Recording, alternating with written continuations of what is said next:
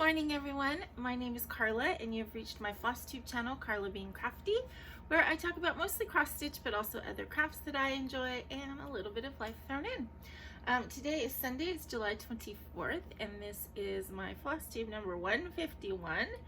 And welcome to my channel. If this is the first time that you have stopped by, I hope you like what you see, want to hit like and subscribe and all that good stuff. And if you are a returning viewer, thank you so much for coming back and spending this time with me. So let's see.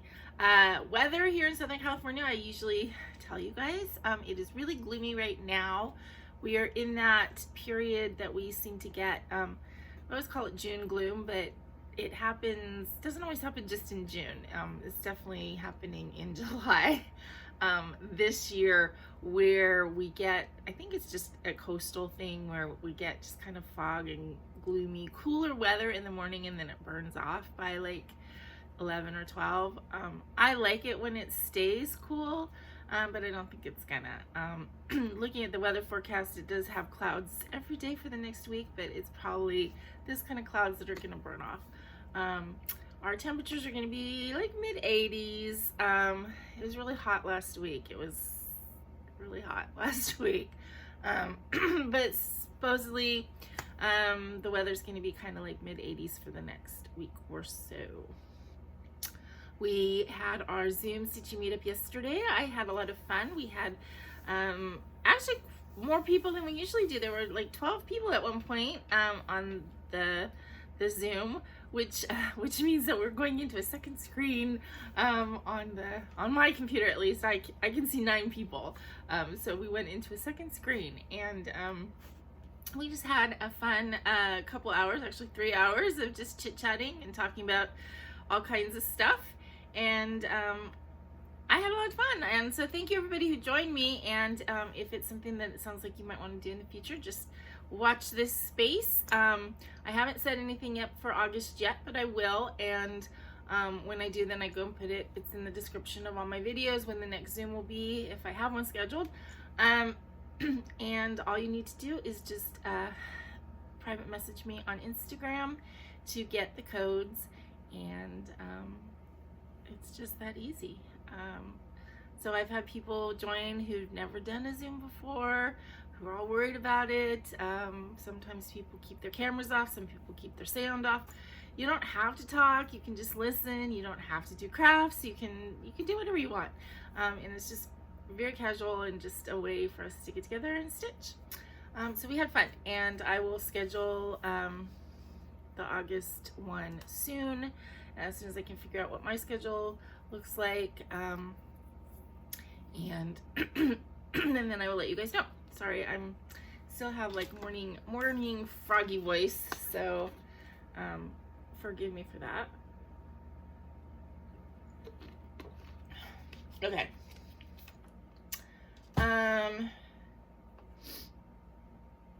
I actually, I guess you'll see, I don't have a ton of stitching to show you this week, basically because I had quite the week. It's a bit of a saga, so I will go into it. It was a cat drama saga that wore me out. So basically, and I've mentioned this before, Baggy has had an odor, some discharge for the last couple weeks, and I've been giving him little bottom baths, and you know, he's pretty good about it. But I was getting very stressed. I did a lot, you know, as we do. I did all kinds of like Googling, internet research, and I was pretty sure what it was. It was he was having a discharge from his anal glands, which is a thing that cats have, that's kind of a holdover from being wild animals.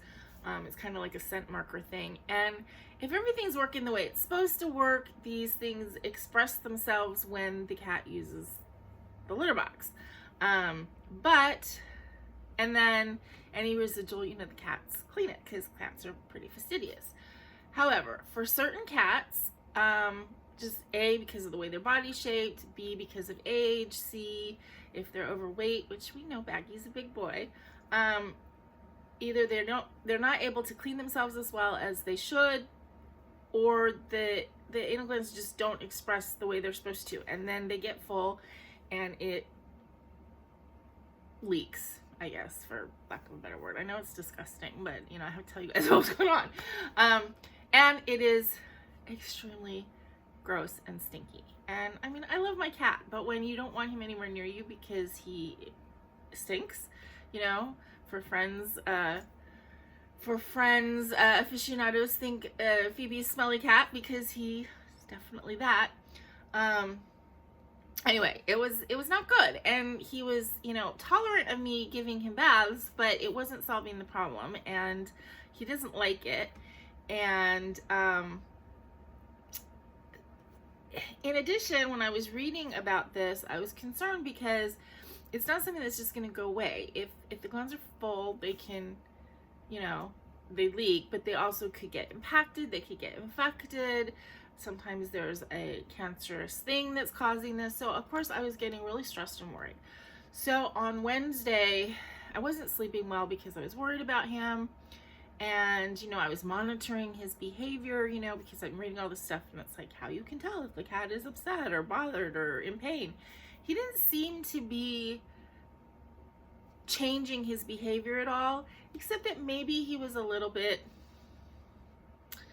I don't know, less active. I don't know. I mean, sometimes I think that I project my feelings onto the cat when he's just going about his business, and I'm thinking, oh my God, he looks depressed, you know, so I don't know. But I was worried about him, and I wasn't sleeping good, and Wednesday it was like, no, I have to take him to the vet. So in the past, I've taken, in the recent past, I've taken my animals to Banfield, which is the pet that's in PetSmart.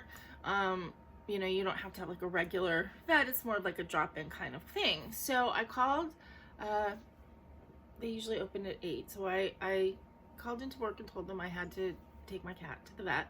And then at 8 o'clock, I started calling Banfields, and I called 3 different Banfields in my area, and they didn't have any appointments. Like, you know, they're like, if it's an emergency, you can take him to emergency vet. As we all know, going to an emergency vet is ridiculously expensive, and you never want to do that if you don't have to. So I ended up calling Aaron and Stacy, and I know their vet is a personal friend of Stacy's, I think, from college, and they adore her, and she's really great with their animals and everything. So I called them, and I thought, well, maybe I can get a referral to their vet. And they're like, well, she's out of town. She's on a trip. But the clinic that she works at is really great. So they gave me the number for that clinic, which is in Lake Forest, which is close to them. So it's like half an hour from me. And I called, and they were very nice on the phone. They're like, yes, bring him in. We have an appointment for you at 2:30. So I was relieved about that, but I was just really stressed. It was just a very stressful morning. Now, any of you who've been watching my channel for a while know that in the past, when I've had to take Baggy out of my apartment because they were doing like a exterminator type thing in my building, and I had to get him out because there were going to be fumes. I took him in a cat carrier that he tore through. It was like a soft-sided thing with mesh, and he ripped through it. So after that experience, I had gotten a carrier case that's like hard-sided and everything, and it had pretty good reviews and ratings, but I'd never used it. I put him in there, went to go leave. I'm on the second floor, which means I had to carry him downstairs. As soon as I was like carrying him, he started yowling, like just like I was killing him. He just doesn't like being in the carrier. So we get in the car, and I'm driving on the freeway, and all of a sudden he's pushing his head out of the top of this carrier. There's like 2 doors. There's a front door and a side door. I mean, I'm sorry, a front door and then a top loading door. And, you know, I checked it, and it's like, oh, these are really secure. Well, he wasn't going through the part that you open. He'd like pushed through the back part of it where the hinges are, and he'd popped like the wire door out of the little plastic hinges, and he was like sticking his head through, and I'm on the freeway. So I ended up having to drive the rest of the way with one hand kind of leaning over and holding down the top of this carrier so that I mean, can you imagine having a upset cat, you know, escaping in your car while you're driving and having him like flying all over the car? You have no idea how stressful. On top of that, as I said, it was very hot last week. It was like in the 90s, and I don't have air conditioning in my car, so it was hot. So anyway, I'm driving, holding on to the cat carrot and driving. And I get to the place finally, and went to go take him out of the car, and at that point I hadn't realized that he had popped those hinges. So I tried to like pick up the carrier by the handle, and it popped again, and I kind of went down. Like, I didn't fall, I just like put him down on the ground because I didn't want to drop him. Well, inside the clinic, they saw me. They thought I had fallen or something because it just looked like I went down, you know, out of sight. So somebody came running out, and they're like, "We can help you, we can help you," and they carried it in for me. And at that point, I was like so like stressed and upset, and I had to fill out like a new patient form, and my hand was shaking so bad that like she couldn't even read what I wrote. She came in, she's like, "I'm sorry, can you know, what's your street and everything?" Because she couldn't read it. I was shaking. So anyway, oh, and then in addition to all of this, because he was upset and yowling whatever, you know, cats, especially male cats, when they're upset, guess what they do? He peed all over the place inside the thing. So, I mean, at this point, when I got him inside, he stunk. I mean, he is not neutered, so he's already got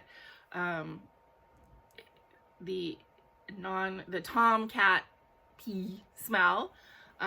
Which is not a problem in normal life. It doesn't, you know, he doesn't usually spray around here or anything like that. So that's not an issue. But when he was upset, I mean, he was giving it all the guns that he had. And so he stank, man. And I felt so bad. So we got him into a room, and the animal nurse came in, and she's like, "Oh my goodness." And she's like, "Let me get some towels and stuff." So she helped me clean him up. And he calmed down. He was out of the cage. He was laying there. He's a good boy. But we got him cleaned up, so it was much less stinky.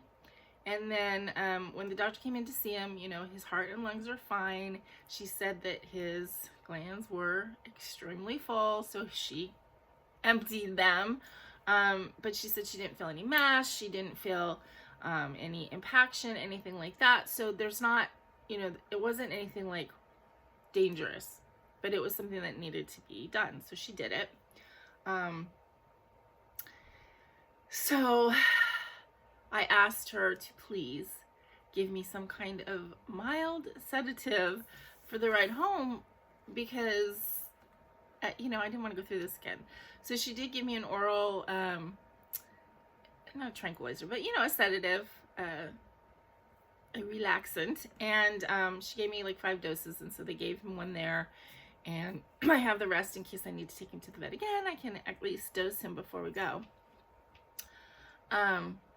But then she said it's going to take a little bit to kick in. So I went over to Aaron and Stacy's, and I just sat there, you know, put his carrier under a tree so it was shady for like 15-20 minutes to let that kick in. And then we went home. And he was much calmer on the ride home. However, it was, as I said, really hot. And I hit evening traffic. So it took much longer to get home. I was so worried that he was overheating. He started to do that cat panting thing. And I had some ice water in the car that I had gotten from Aaron. So I was like taking the straw and like kind of, you know, getting a little in the straw. And I was like putting it in his mouth, trying to do this while I'm driving on the freeway. Which was good because every time I gave him a little bit of water, then he stopped panting and he just kind of licked up the water. And but he was fine. I got him home. Of course, he was pissed. He immediately went into a cupboard, and I left him alone for 10-20 minutes, and then I coaxed him out. And you know, since then he's not stopped completely leaking, so I have had to like rinse him off a couple times. So he's basically really annoyed with me. I also went over to Aaron Stacy's on Friday night or Friday morning, and I spent the night Friday and came home Saturday. So I was gone for a night, and normally when I get home he's super clingy. This time I got home and he's like studiously ignoring me. Like every so often I think he'll forget that he's pissed at me, and he'll come over and meow and let me pat him and let me give him treats and stuff like that. But then he remembers he's mad at me, and then he goes and he he he sulks. So yeah, so we're having an interesting time here at my house. My cat is not 100% thrilled with me right now because I just won't leave him alone, right? I won't leave his butt alone. I keep rinsing it and taking him to the vet and doing all these things. So yeah, so he's not really happy with me. You know, a lot of times when I'm doing a video, he's over here and he's meowing and he's being, you know, no, he's right now, I don't even know where he is. He's probably under a chair, you know, saying, please leave me alone, woman. As I said, he's not completely angry with me, but I'm not his favorite right now.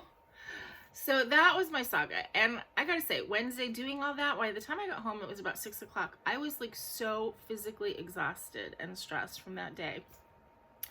Like, I don't think I stitched at all. I could barely move. I was texting my friend telling her what was going on, and I'm like, all I need to do is I need to take a shower and I need to eat a popsicle. And you know, she texted me back a little while ago. She's like, did you take your shower yet? I'm like, no, I'm too exhausted to even get up and get in the shower. But I finally did. I got myself in the shower. I made myself some food. I opened a can of tuna. It was like the easiest thing I could think of to do. So I made myself a little tuna salad, and you know, and then Thursday I was back at work, but I'm still tired. You know, I don't even know how to explain it.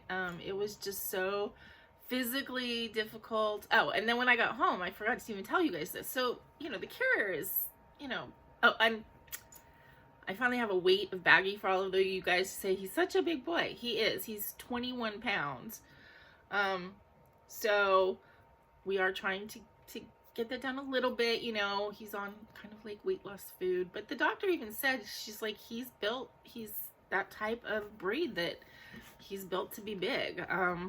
So she did tell me to add fiber to his diet, so maybe give him some pumpkin with some wet food to help with the anal gland situation, that if they have more fiber, it's a little bit better for them. So I'm going to be adding pumpkin to his food and see if he likes that. But yeah, so he's heavy and in this carrier, which is big and awkward. And I had to get him up the stairs. So, and I was afraid to hold it by the handle at the top, even though we fixed it, popped it back in and everything. I still was afraid to like rely on that handle. So I had like a rolling cart thing in my car. I happened to have it in the car, and the carrier fit on top of it. So that would made it easy to kind of get to the stairs, but then I had to get him up the stairs. So, you know, I was having to pull it up one stair at a time, and I got about halfway up, and oh my God, it was difficult. But this guy was walking past, a young guy, and he saw me. He's like, do you need help? I'm like, oh my God, thank you so much. So, so he came up and he helped me up the rest of the way up the stairs, with baggie. He's like, do you need any more help? I'm like, no, my door's right there. But I was so grateful that he just got with the, you know, 5 more stairs up, because I was getting ready to collapse. It was like really, really difficult. But anyway, so the saga's done, but I'm still kind of in like physical recovery mode, I think. I'm planning on doing pretty much nothing after I finish this video except relaxing and stitching, possibly taking a nap. As I said, I went over to Erin and Stacy's on Friday. We had planned that because they were supposed to be doing asphalting in my apartment complex. I told you guys about that. I don't know what the heck's going on. We got a notification on Wednesday. Actually, when I come home from all of this cat stuff, there was a notification on the door that they were supposed to have done the south side of the apartment complex on Tuesday and Wednesday, and they're going to do the north side, which is my side, on Thursday and Friday, which I had planned for, and then they were going to do the middle part next week. So this notification said that the stuff that they were doing on the south side, they were going to continue to do till Friday. Then the north side, which would be my side, would be next week on Tuesday and Wednesday. So I would have to make arrangements. So that was all like, I was trying to figure that out at work and making arrangements with my boss to pick me up and with my friend to leave my car there, because I can't go over to Erin and Stacy's next week because in their complex, they have a condo, but they're doing plumbing on the whole area, and like there's not gonna be any parking there because nobody can be in their garages. So it's a whole big issue. I can't go over there next week. So I made arrangements, and then Friday, was it Friday or Thursday, we got like a mass email saying that until further notice, everything is postponed indefinitely until they let us know. So they never even finished the stuff on the south side. It's just all torn up. They didn't re-asphalt even. So I don't know what's going on. So I don't know when they're gonna do it, if they're gonna do it. I mean, I would assume they have to re-asphalt the other side of the complex because it's just dirt now, and it's, you know, I don't know. So anyway, so that's why I had planned to go over to Aaron and Stacy's, and then even though that they changed that asphalt plan, I didn't want to change my plans with Aaron and Stacy, so I did go over there Friday. Just had a fun day, you know, hanging with them. Reagan cut my hair. She cut like good, you know, dead ends off. She wanted to put beads in my hair, so I let her do that. And you know, I just hung out with the kids.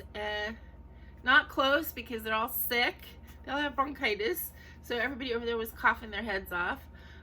So I kind of kept my distance, but enjoyed being with them.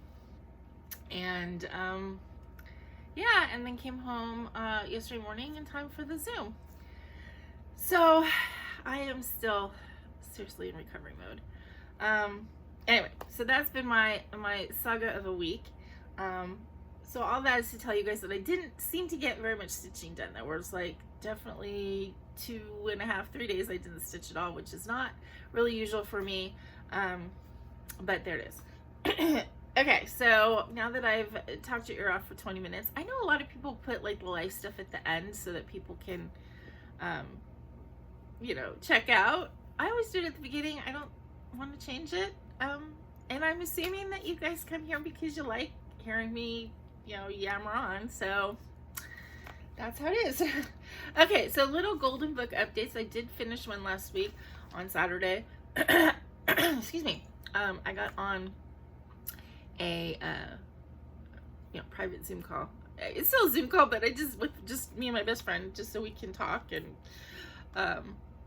while I was on the phone with her, on Zoom with her, I finished this book, which is actually for her partner Jason. When she was telling him I was doing these little golden book journals, he was like, started reminiscing about this book that he remembered from his childhood. I'm like, I have that book, I can make him one too. Now, I showed you this last week. This is for Tracy. So I now have the 2 books for them done.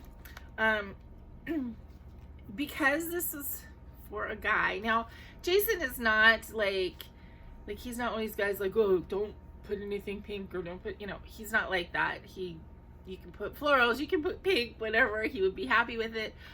However, I did use this as an opportunity to use some of my neutral buttons, and I was gonna actually put color in with this because this book is kind of lends itself to like multiple color, but it looks so pretty with just the neutrals, you know, all the different like bone color and neutral ones, that I really liked the way it looked, so I just left it like that. And let's see, so I used a little bit of everything for him.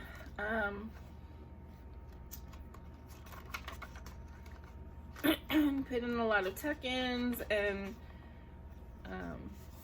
I used some craft paper, which is really kind of pretty. And yeah, so you guys kind of know now what my style is here. And I have a couple more books that are kind of planned out for specific people, and then I'm going to start making books for giveaway on my channel for the holiday season. I think this looks kind of cool.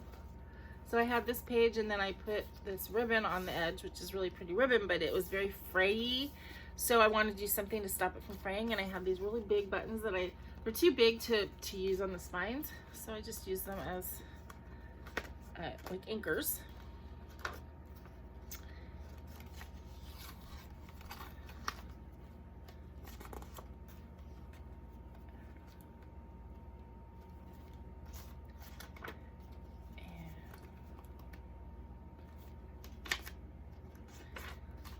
anyway, I have that book done. So now I can put together a package for them to go in the mail in the next week or so. I have to kind of finish the bird that I made for Tracy, and then I can put them all three in a package. So somebody had asked me in my video, I think last week, if I was going to do a tutorial on these, and I never really thought about doing that because I'm not a journal artist or a paper artist, you know, with any kind of expertise. However, I do kind of have a method now, and would any of you be interested in seeing like an extra video where I kind of show how I put these together and what I do and that kind of thing? Let me know. You know, it might be something that I would do in the future, put together a little tutorial-ish, or just a demonstration, I guess is probably more accurate, demonstration on how I put together these books. So let me know if it's something that you'd be interested in seeing. Okay, I didn't have any new starts or finishes this week, so let's get into the whips. Before I do anything else, I kind of just want to give you an update on the Stitching the Situation project. I did kind of get into it this week and start it a little bit more. Well, I guess I showed you last week I had finished this part. For those of you who are new, the Stitching the Situation is an art project that was started by, I think her name is Heather Schulte in Colorado. It's basically a project where a block, this is one block, a block is being stitched for each day of the pandemic. It's made up of two sections, a blue section and a red section. The red section, it's a number of stitches are corresponding to the number of people who died that day from COVID, and this is based on I think the Johns Hopkins numbers. And the blue section is the number of new cases that were reported that day. I'm stitching the January 29th, 2021 block because that is the day that my mom passed away. It is ridiculously huge. I did show this last week, but it bears repeating. This is almost 170,000 stitches big. This is 14 count Aida. It is not something that I could complete in any kind of a timely manner by myself. So I have, come to the community to see if people are willing to stitch on it. And I've gotten a huge, wonderful response of people who have all said, yes, please, when you're ready, send it to me and I will stitch on it. And I'm relying on that. So once I kind of get my part underway or completed or whatever, then I will be starting to pass it around. And I probably will start in California with people that I can just drive it to or mail it to a little bit more easily, and then we will branch out. And so it may be quite a while before anybody gets it. This is not intended to be a quick project. It is known it's going to take, several years to get even this one block completed. This is a big block. A lot of them are a lot smaller. But this day happened to be a pretty big day, but it wasn't the biggest surge. So people were doing like the May 2021, that at time was a huge surge. And anyway, but again, this is one day. If you're interested in stitching on my block, on this block, let me know. If you're interested in maybe starting your own block, then go to Stitching the Situation. There's a website, so stitchingthesituation.com. There's also a hashtag and a page on Instagram and Facebook. The website will tell you more information. The Instagram, you can see pictures of blocks that have been completed. I think they have somewhere between like 35 and 50 blocks completed, but they're all a lot smaller than this. And yeah, so it's a really, I think, a worthwhile project, and I'm glad to be a part of it. It's not like an enjoyable stitch per se, but I think it's an important one. So it's something that I definitely want to stitch on at least a couple days each week. Maybe not the entire stitching session, but you know, put some in, especially this beginning part, because I need to get the outline done. So they provide this, the dark red and the blue for the outline. Once I get the outline completed, then I can wash the fabric because it is so stiff, it's really hard to work on. So I do want to wash it, at least rinse it in the sink a couple times, and you know, try and get some of the sizing out of it so it's less stiff and it's easier to work with. So again, this section has to be all tones of red. I've already stitched what I want in it, and now it's just filling in the background, which I don't know that I'm going to fill in the background. It's something that for people who want to do the background stitching, it's a good thing to leave for them. So I have the color that I can send with it. And then this week I just worked on filling in more of the, doing more of the outline. As I said, this is super stiff, horrible Aida. I can't want to say designer, but she's not a designer. She's like a creator, an artist who created the project. She even said she knows it's horrible Aida, but it's like what she can get in large quantities because she needs so much of it. So that's what's available. I did find, I've been stitching this in hand and using a sewing method, which is not my preferred way to stitch, but it is what is easier to do on this Aida, at least for now.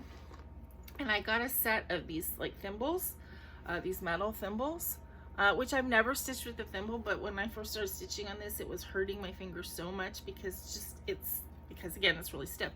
This really helped. So I may, when I send out the project, I may just put a couple thimbles in it so people can use them if they want. It took a few minutes to get used to stitching with the thimble on, but it actually really helped, especially doing the sewing method. I don't know if I'm going to continue doing the sewing method when I get to the middle section where I want to stitch. I have a wreath in mind with a big fancy R in honor of my mom. Excuse me. Oh, my nose is so itchy today. So I don't know if I'm going to continue to do the sewing method when I get there, if I'm going to, you know, be able to put it in a hoop, because that will be after I wash it. I mean, you can just see how stiff it is. So I'm hoping I can get it nice and softened. But so this section, it is 3,604 stitches. You can see there's the 4 extra down at the bottom. So it's a 60 by 60. That's the number of people that died that day. And I did stitch that little other color. It's representative of my mom. I just wanted something on there that kind of just was a little pop to represent her. And as I said, I'm stitching a wreath in the middle, and then we have the one kind of requirement or whatever is that you put the date on it. I did chart a date, and I think Stacy's gonna stitch the date, and then as I pass it around, whatever you want to stitch on it, you can stitch a picture, you could just stitch background, you could just stitch a pattern, like a Quaker, you know, flower or something, you know, whatever you want. So it's just kind of going to be sort of a quilty, hodgepodgey thing. The only thing is that it has to be stitched in shades of blue. So I don't think that's a problem, and it will be really interesting to see this project grow. Kind of my plan is as I pass it around, I'm going to give it to people for however long they need it, and then when I get it back, then I'll show it so you guys can see the progress as it goes along. Oh, I also I was going to talk about this in haul, but I didn't pull it out yet. I got some notebooks. What did I do with them? I got a few notebooks that, oh here, the one that I actually wrote in is over there, but I got these notebooks. I'm gonna put a notebook in with the project so that people can kind of like write their thoughts and the stories of you know, their experiences with COVID, if they've lost someone, if, you know, why they felt it was important to stitch on this. I mean, it's an important project. So anyway, that's kind of the update on that. Okay, so then my regular whips this week, because we had a Zoom yesterday, as you guys know, I usually stitch on a counted canvas project while on my Zoom calls, because it's easier for me to see them. I stitch using 4x magnifying glasses, and I can't see the computer wearing glasses that are that strong. So this is easier to it is easier to stitch on just wearing regular, you know, readers. So I finished another square. This is Tulips and Fans by From Nancy's Needles. And it's actually the Tulips and Fans quilt. It's from her Floral Quilt series.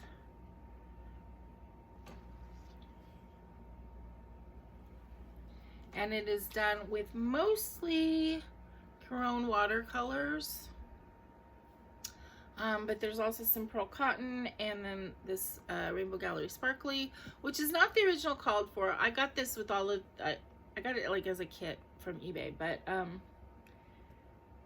this color, the sparkly color, the original one that was called for was discontinued. I think the original one was like a pink and blue sparkly. This one is more like a blue and green and gold sparkly, but this is what the designer has recommended as a substitute, so for the original. So that's Tulips and Fans. I worked on that yesterday during the Zoom call. Let's see. I did some stitching on my Catnap Faye by Nadia Tate. This is a Heaven and Earth Designs quick stitch. I am doing this on a 16 count, and I'm not stitching the background.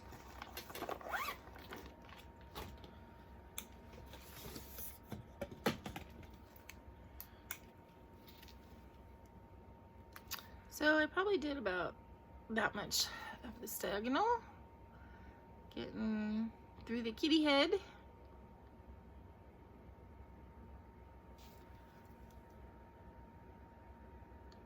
So I am at the end here. This is the corner. But I still have a ways to go because she has these really big wing, and even though I'm not stitching the background, there's still the big wing section, and there's more leaves and stuff over here. But I think that's looking pretty good, to be quite honest, if I say so myself. Okay, then the other two things I stitched on were both mermaids. You know how I am during the summer. It's mermaid stitching season. So this is Enchantress of the Abyss, which is a Bella Filipina. Oops.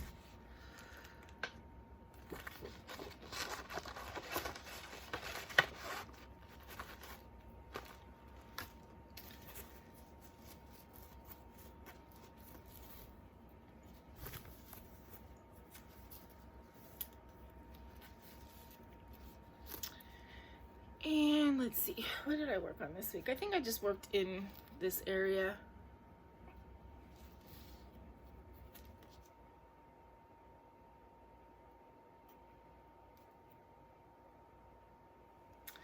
As I've said many times, I really think one of the things that Drin, who is the Bella Filipina designer, does really well is he has very, very beautiful faces. Excuse me. He just charts really pretty faces. So, you know, his projects are they're a joy to work on. I mean, I love memorabilia, and the Nora Corbett memorabilia charts are beautiful as well.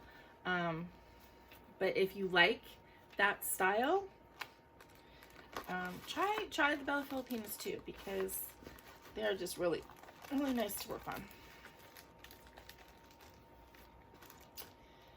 Okay, and then last but definitely not least is my Mediterranean Mermaid, which I'm converting to Ariel the Little Mermaid. So this is the original chart, Mediterranean Mermaid. You go this way or this way. But my conversion is turning her into Ariel and Flounder. And you guys may have seen this already, Instagram, Facebook, because I am posting there on this one. And I basically got the rest of her hair done, except for beading of it.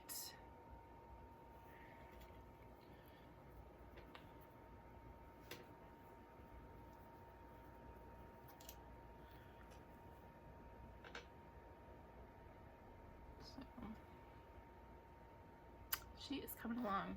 I don't know what the deal is with this fabric. It just doesn't ever look good when I take pictures of it or whatever. It's so pretty in real life, and then it just doesn't show well on camera. I guess it looks pretty good back here, but when I take pictures of it or show it up close, it just really grays out, and it's not gray at all.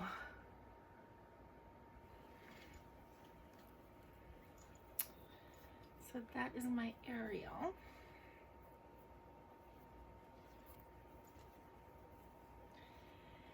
This has been really fun to do. I mean, it's just been a challenge, doing things that I've never done before as far as charting and having to change an existing pattern. So it's interesting. It's been really fun to do, and I'm loving watching it grow and it, you know, really look like the Little Mermaid. So I'm glad that I decided to do it.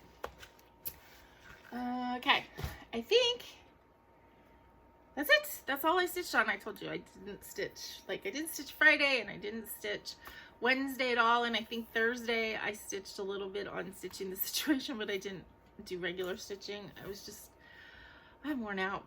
I'm worn out, guys. I don't have really any haul or anything like that this week, except for those notebooks that I showed you. I've kind of halted some of my, you know, crafty purchases, basically because I don't need anything right now. I mean, I'm really set. I have so many projects that are like ready to go when I'm ready for them, and plus all of these projects that I want to make dents in as we get more towards the end of the year. Just as I did last year, I think I'm going to pick out 5 or so projects that I think if I push, I can get them done. And yeah, so I don't know exactly what they're going to be yet. Last year when I finished Lavender Roses, it was kind of like a big ask, you know, like, am I going to be able to do it? But I did it. I did a push on it, and I got it done, and I got a bunch of little ones done as well. So hopefully that's going to happen this year too. As we get closer to October, I do have a couple of Halloween things or Halloween themed sort of projects that that I definitely want to get finished. I have that sparkly white pumpkin on that gorgeous orange fabric that I want to get done this year for sure. So yeah, so for this month, I'm going to continue with my mermaids and my fairies and that kind of thing. But then next month I have 2 small new starts that I showed you last week for my Black Cat birthday sal and the Biscornu beginner sal that we're doing.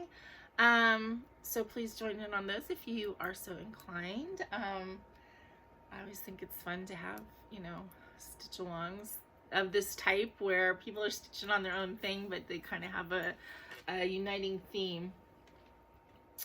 So yeah, so for the next week, it's just going to be more of the same, really, and which I'm happy about.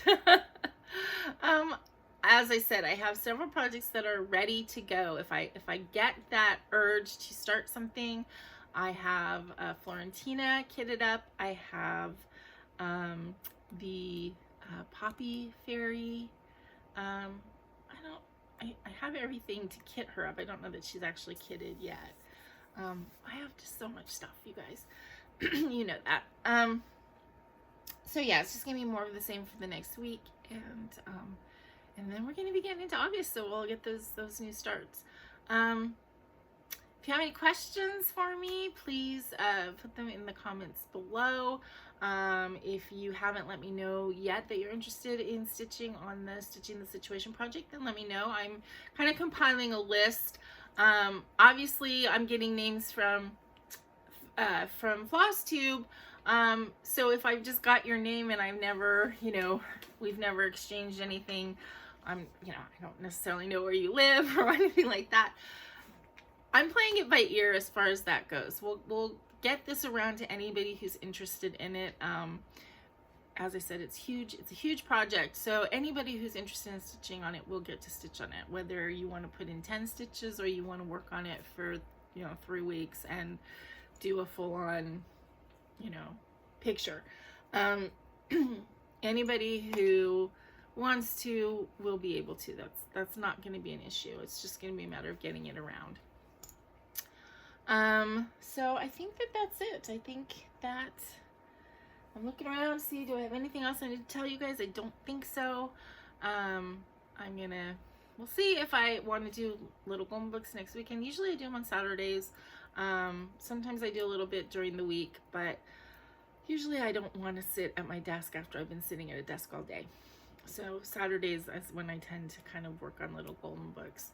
I have a couple more, as I said, that are kind of in the halfway stages. And then it's going to be time to do some for the channel. And so then I can really kind of just do what I want, because I won't have necessarily somebody specific in mind for it. So I'll do them all to please myself, I guess.